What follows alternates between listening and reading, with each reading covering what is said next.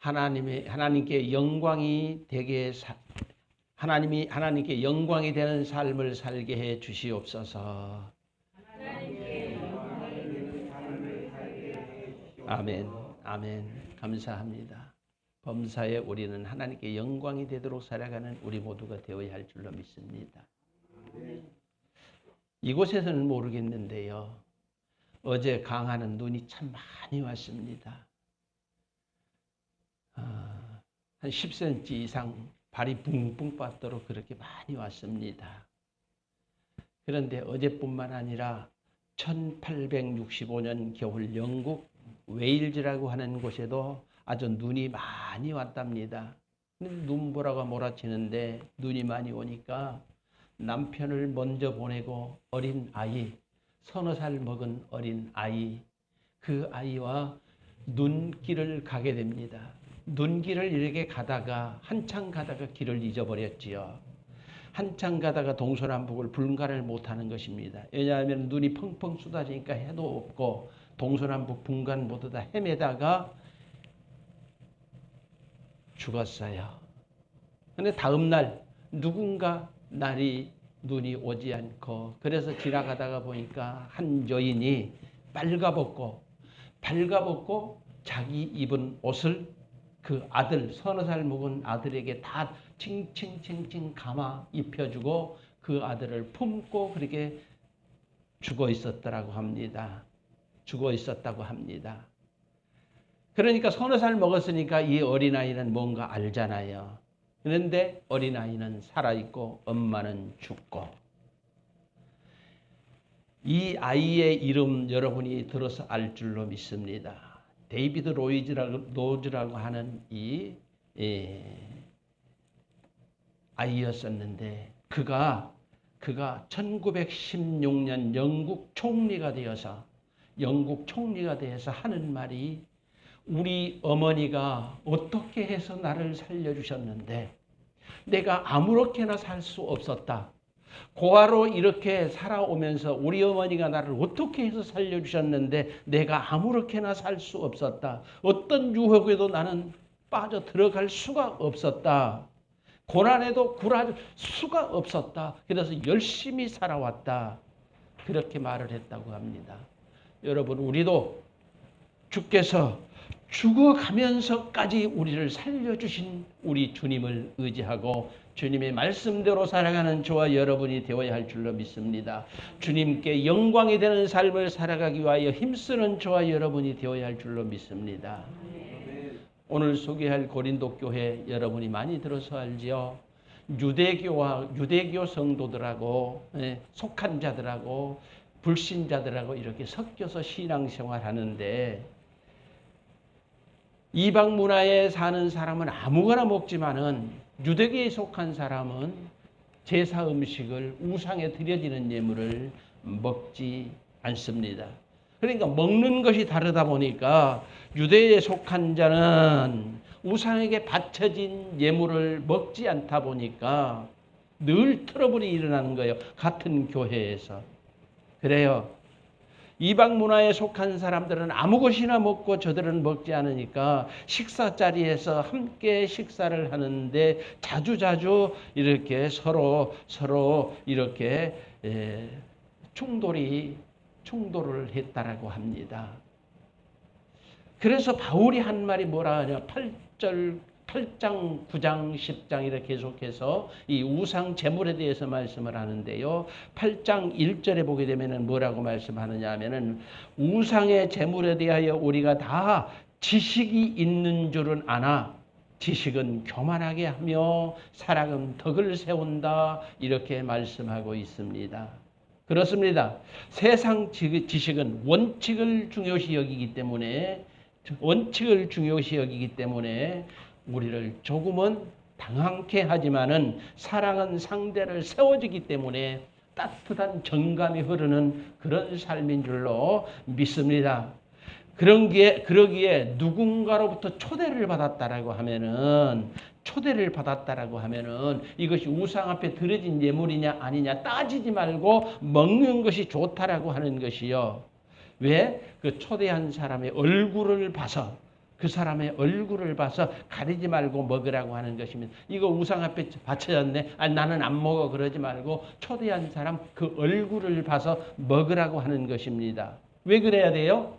하나님은 우주의 첫째가 되시기 때문에, 하나님 앞에 다른 신들은 다 무시되기 때문입니다. 자, 8장 4절 5절을 보게 되면요, 이렇게 말씀하지요. 그러므로 우상의 제물을 먹는 일에 대하여는 우리가 우상은 세상에 아무것도 아니며 또한 하나님은 한 분밖에 없는 줄 아노라. 비록 하늘에나 땅에나 신이나 불리는 자가 있어 많은 신과 많은 주가 있으나 그러나 우리에게는 한 하나님 곧 아버지가 계시니 만물이 그에게서 났고 우리도 그를 위하여 있고 또한 한 주 예수 그리스도께서 계시니 만물이 그로 말미암아 우리도 그로 말미암아 있느니라. 이렇게 말씀하고 있습니다. 그리고 13절은 먹는 것으로 형제를 실족하게 하지 말라고 이렇게 말씀을 하고 있지요. 그렇습니다. 뭡니까? 신앙인으로서 덕을 세우라고, 하나님께 영광이 되라고. 그래서 33절 후반에 그들로 구원을 받게 하라. 나로 인하여서 실족하지 않고 그들이 나로 인해서 구원을 받게 하기 위하여 우리는 이렇게 살아가야 하는 것입니다.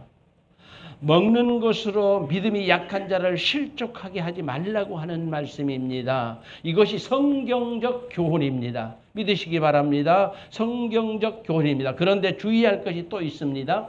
10장 23, 24절이지요. 10장 23, 24절을 보게 되면은 모든 것이 가하나 모든 것이 유익한 것이 아니요 모든 것이 가하나 모든 것이 덕을 세우는 것은 아니니 누구든지 자기의 유익을 구하지 말고 남의 유익을 구하라.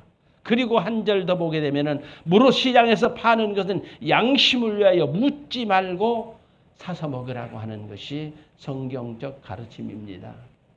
하나님께 영광을 위한 그것이 복음을 위한 것이기 때문에, 하나님께 영광을 위한 그것이 복음을 위하여서 하는 것이기 때문에 이렇게 말씀한 것입니다. 교회는 사랑으로 덕을 세우며 그리스도에게 영광이 되는 삶을 살아가야만 합니다. 저와 여러분이 그런 삶을 살아가야만 합니다. 주님은 뭐라고 말씀하셨어요? 다른 영혼을 실족해 하거든 차라리 연자맷돌을 메고 바다에 빠져 죽어버려라 그랬지요. 어디에서? 누가복음 17장 2절에 보게 되면 나와 있는 말씀입니다. 그러니까 무슨 말씀이냐 하면은 상대를 이해하지 못하고 행하다가 상처를 주어서는 안 된다라고 하는 말이죠. 상대를 이해하지 못하고 상처를 주지 말라고 하는 것입니다. 그래서 저도 한 말씀 드리고 싶은 말씀이 있어요. 저도 철저하게 주일 예배는 교회에서, 성전에서, 본교회에서 드리는 것을 주장해왔던 목사 중에 한 사람입니다. 주일날은 요동하지 않고 오죽했으면 저 큰 교회에서도 주일날 그때 야외 어떻게 나간데 내가 반대했던 사람 중에 한 사람입니다. 그런데 고집했는데 지난 주일 강화도 저희 집으로 여러분을 초청을 했잖아요. 왜 그랬을까요? 그래서 누군가 왜 그랬느냐고 묻는다라고 하면은 저는 그렇게 대답할 것입니다. 그것이 다른 사람을 배려하는 성숙한 그리스도인의 모습이라고 저는 말할 수 있습니다.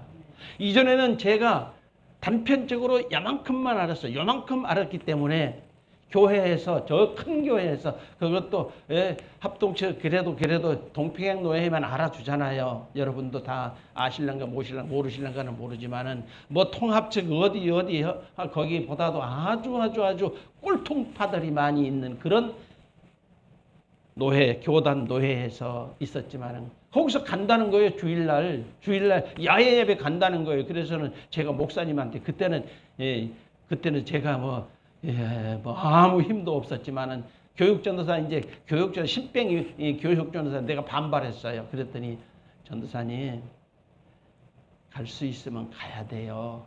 그래서 저도 따라갔었죠. 그렇습니다. 교회는 내가 의인이 되지 말고, 교회 안에서 내가 의인이 되지 말고 다른 사람을 위하여 그리스도의 덕을 세워가야 할 줄로 믿습니다. 그래서 교회에서 어린아이들이 떠들고 그러면은 야 임마 왜 떠들어? 그래요. 당연히 조용해야지요. 당연히 조용해야지요. 당연히 조용해야지요. 그러지 않겠어요? 조용해야지요. 그러나 그것으로 인해서 그 아이가 실족을 한다라고 하면은 누구에게 책임이 있다? 실족하게 한 내게 책임이 있다. 그도 그렇게 성장하다 보면은 언젠가는 알 것입니다. 언젠가는 그때 내가 그렇게 교회에서 떠들고 했어도 우리 안산 광성교회 성도들은 그걸 다 받아줬어. 받아줬어. 어떤 마음이 될까요? 그렇게 될 것입니다. 우리는 그리스도의 덕을 세우기 위하여 힘쓰는 저와 여러분이 되어야 할 줄로 믿습니다. 그래서 10장 28절을 보게 되면요. 10장 28절입니다. 누가 너희에게 이것을 재물이라 말하거든 알게 하라. 한 자와 그 양심을 위하여 먹지 말라. 예. 주의해야 될 부분이죠. 먹지 말라. 우상 제물이라는 말을 듣고도 먹으면 어떻게 해요? 이게 우상에 바쳐진 이게 제물이야 말을 듣고도 먹으면은 그리스도인으로서의 다른 사람을 실족해 하는 그런 것이 되겠지요.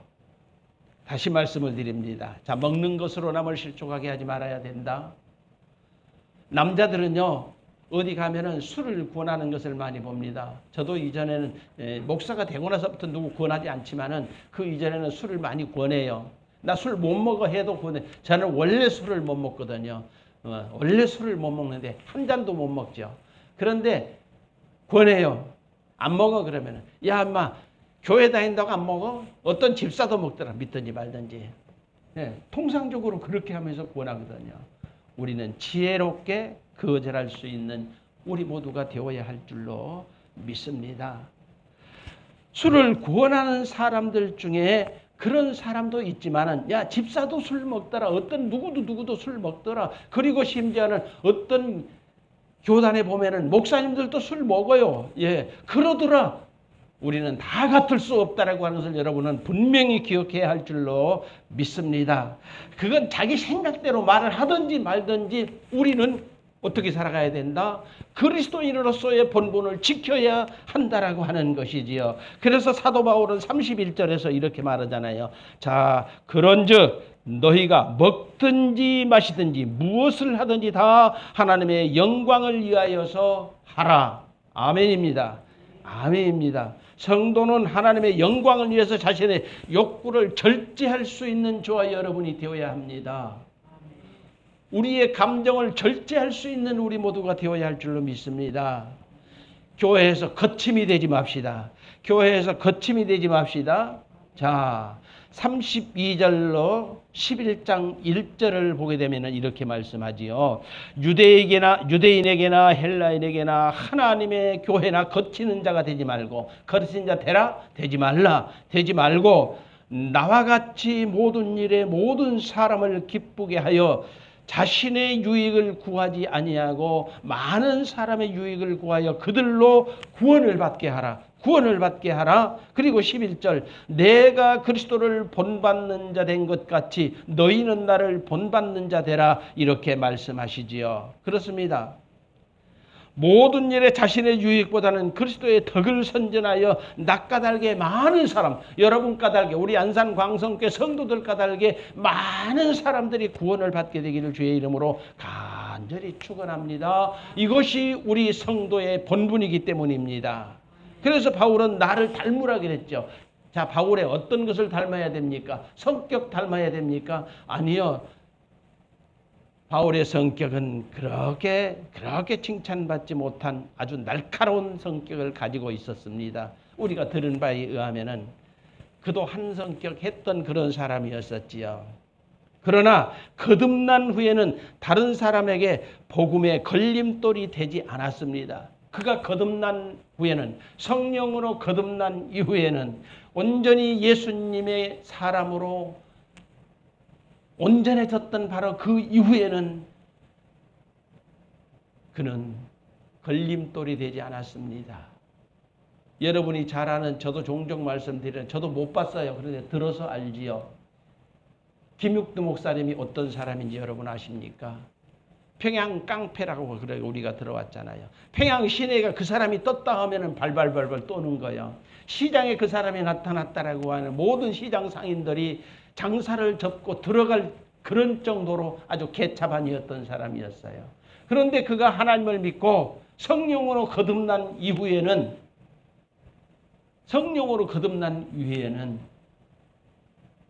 김익두는 죽었다. 김익두는 죽었다. 마음껏 쳐라. 눈땡이가 밤탱이 되도록 얻어맞고 온몸을 쓸 수 없도록 만신창이가 되게 얻어맞으면서도 단 한마디도 저들에게 거부하지 않으면서 뭐라고요? 김익두는 죽었다. 이렇게 말했다라고 하는 거 여러분 많이 들으셨을 줄로 믿습니다. 이것이 왜 거침이 되지 않기 위해서, 복음의 거침이 되지 않기, 교회의 거침이 되지 않게 해서, 믿는 자로서의 하나님께 거침이 되지 않기 위해서 이렇게 살았던 것입니다. 여러분, 그런데 그렇게 참으라고 하면은 믿음이 약한 사람들은 말을 하지요. 나도 할 말이 있는데 왜 내가 참아야 돼? 나도 할 말이 있는데 왜 내가 참아야 돼? 하겠지요. 그러나 복음의 걸림돌이 되어서는 우리는 복음의 걸림돌이 되어서는 안 되는 것입니다.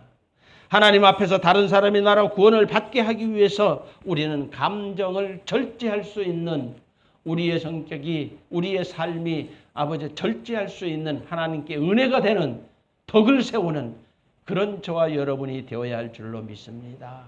그래서 저는 우리 교회 성도들을 위하여 기도할 때에 가장 먼저 그런 기도를 합니다. 하나님, 우리 성도들 하나님 보시기에 지극히 합당한, 하나님을 기쁘시게 하는 그런 우리 안산광성교회 성도들이 되게 해 주시옵소서. 하나님 사용하기에 참 편리한 도구가 되게 해 주옵소서. 그거보다도 큰 복은 없는 것입니다. 하나님께서 나를 마음대로 사용하실 수 있는 그런 성도가 되어지는 것보다 더 복된 삶은 없을 것입니다. 없을 것입니다. 예수님도 다시는 아니보다는 우리를 위해서 자기 십자가에 달려 죽으셨잖아요.